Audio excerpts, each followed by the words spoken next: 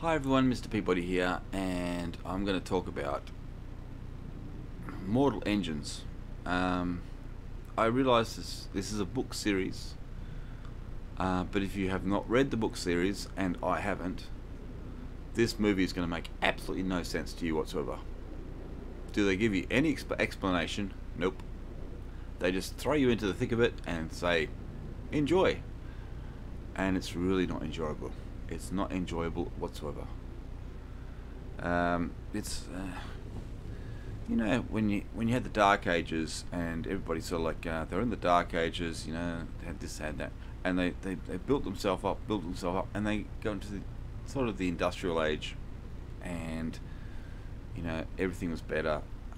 This is sort of like a reverse sort of that. So they built themselves right up into the big cities, and then everything went to pot, and now their major cities are on wheels. And I don't know about you, but if you're in a car, you sort of notice it's moving. If you're on something bigger, you sort of notice that's moving too. If you're on a city that's driving across the terrain, you'd sort of notice something was moving. But no, apparently it's fine, and you can plant gardens and build wooden houses and spires and things like that, and nothing gets affected by the fact that this whole thing is vibrating and moving. But don't worry about that bit. And so you got the big cities that swallow up the small towns, literally, like in the Industrial Age. You had the small towns.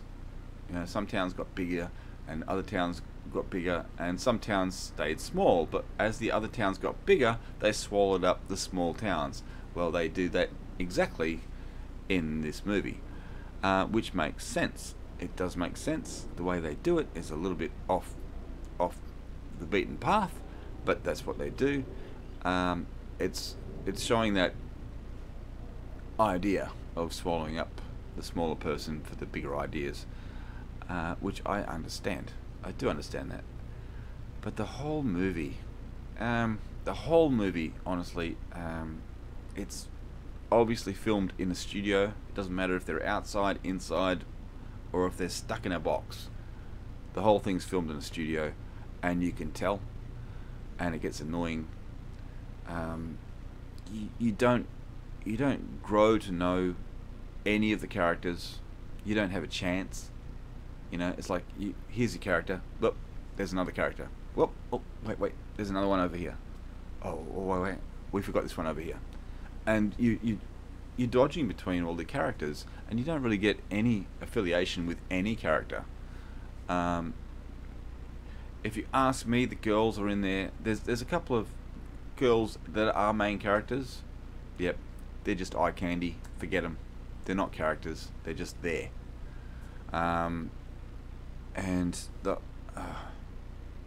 But the whole thing is like, the whole movie's like a jigsaw, right? So someone hands you a jigsaw. Here's a jigsaw. I want you to put this jigsaw together.